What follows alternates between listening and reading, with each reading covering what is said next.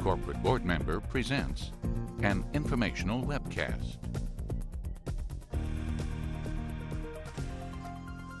Welcome to Corporate Board Members Informational Webcast. My name is TK Kerstetter, and it's a pleasure to welcome you as we tackle another key topic that will help you be a better board member. And today we're going to look at a topic of cybersecurity, managing your company's cyber crime risk. And it's great that we have an expert with us today. And I'd like to introduce Michael DuBose, who is the Managing Director and Head of Kroll Advisory Solutions Cyber Investigations Practice. Michael's previously served as the Chief of Computer Crime and Intellectual Property Section at the United States Department of Justice, where he managed some of the largest investigations and prosecutions ever brought in the U.S. And Michael, I can't tell you what a pleasure it is to have you as our guest, and I think that qualifies you as an expert in this field. Well, thanks for having me. Well, let's first talk about, we all know that this is like one of the most talked about risks now in the boardroom and at companies, and mostly because nobody's sure what's around the corner. Everything seems to be new risks, new types of crimes. So from what you've experienced so far, what are the most serious crimes that sort of cause a threat to these companies? Well, I think if you want to talk about threats, unfortunately the list keeps growing. Whether it's phishing schemes, mobile device exploits, social engineering, SQL injections, DDoS attacks, all of these are attack modalities that companies have to be prepared for. But I think one of the most concerning things, and it's not new necessarily, we certainly saw it a great deal in when I was with law enforcement, but it's increasing, is that a lot of these hacks or fraud schemes are being carried out by organized crime groups that reside in Eastern Europe, in Asia primarily. These groups are highly hierarchical. They're very sophisticated.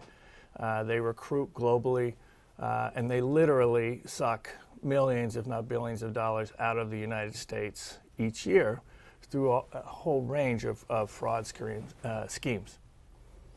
Let me give you an example. Romania. About 3 hours outside of Bucharest, there's a small town named Râmnicu Silția. Up until a few years ago, it really had no industrial base, largely farming districts surrounding it. But then that all changed.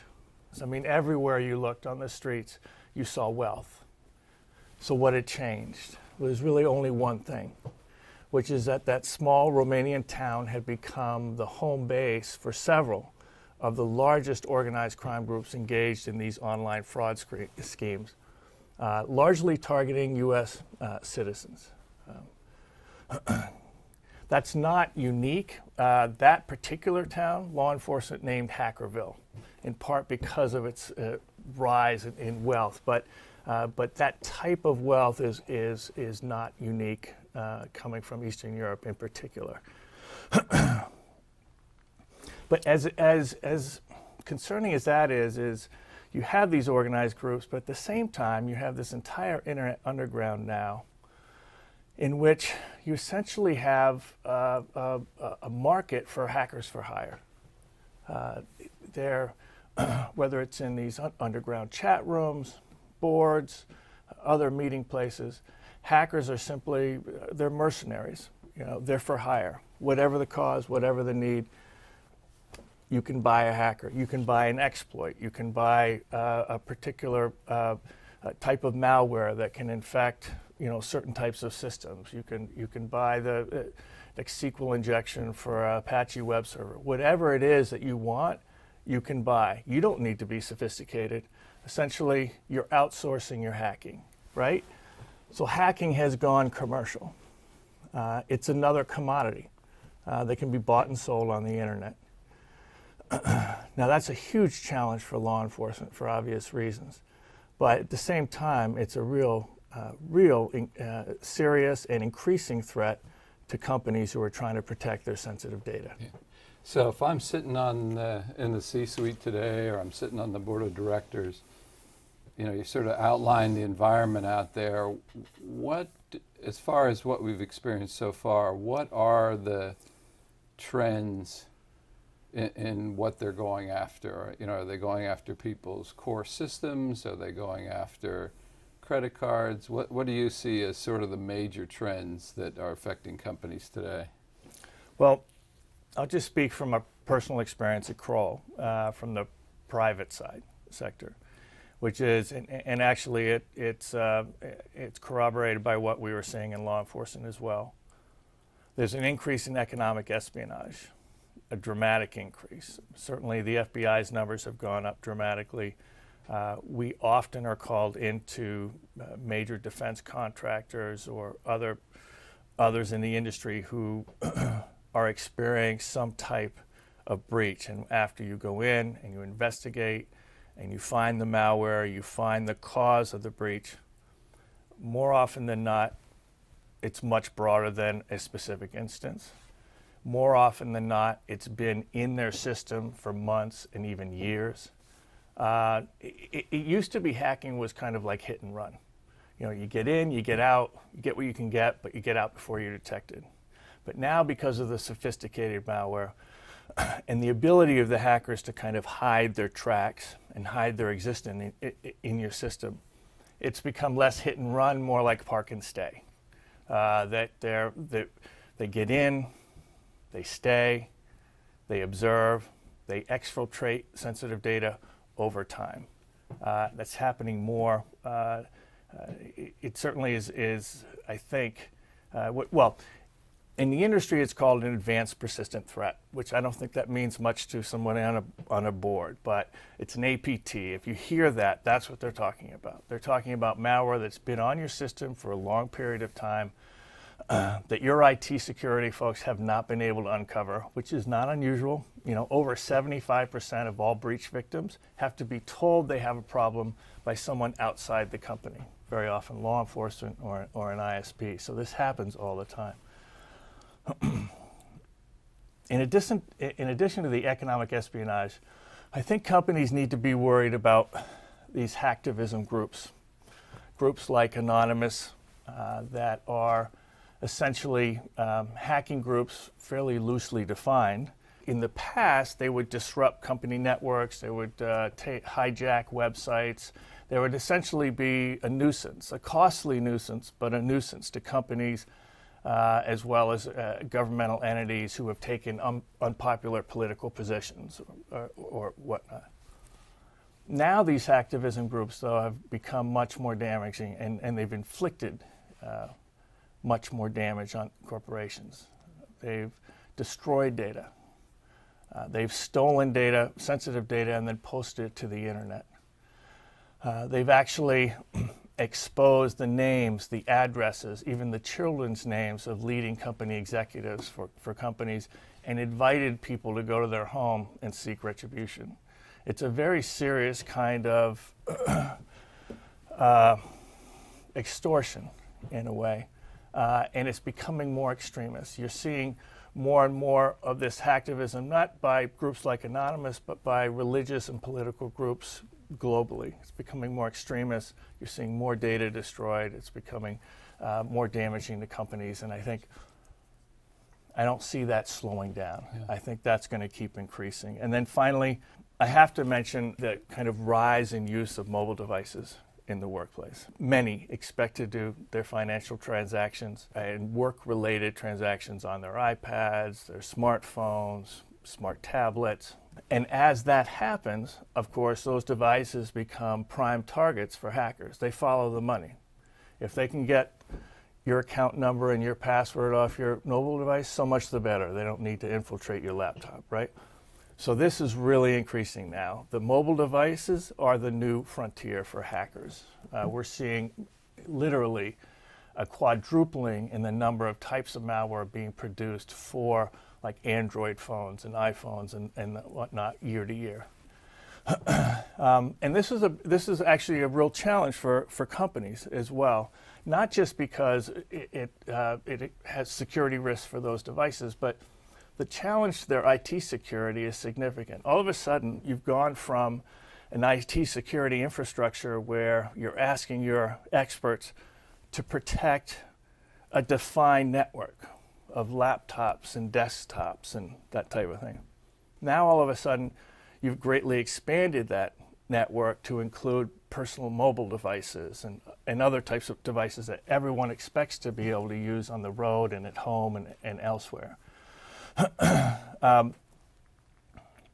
That type of expansion has essentially forced the IT security into kind of an uneasy partnership with personal user habits, right? So, and as a result, their job, frankly, is a lot tougher now, a lot tougher. And you know, the challenge for them, and it will not only be educating employees on better better user habits, understanding some of the risks, those types of things. I think the challenge to them will also be that because their network has expanded by that much, they're going to need more resources to protect it. Well, we've certainly seen the proliferation of tablets, everything, and I think that's one of the challenges that the companies have is creating those rules around giving people the flexibility, but making sure that they have security. So you touched on what one of the biggest challenges is. This is a space where a lot of people,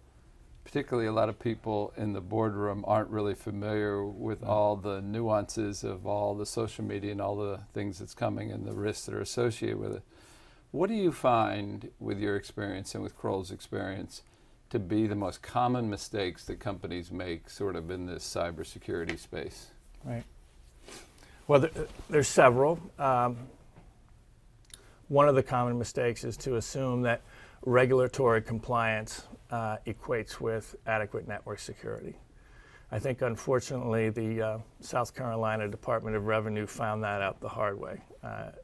Recently, they were breached, and over 3 million Social Security numbers were taken from their databases, in addition to other tax records, as well as credit card numbers. Now, the credit card numbers were encrypted, so in theory, they were PCI compliant, but everything else was wide open. And so I think they're finding out now that just being PCI compliant, for instance, is not going to ensure adequate security for your network and the like. So that's a fairly common mistake. And I think an overall attitude mistake, if you will, is to think that it won't happen to you. It's just, I think there's enough evidence in the record now to show that it's no longer a question of if, but rather when you become the target of a major data breach.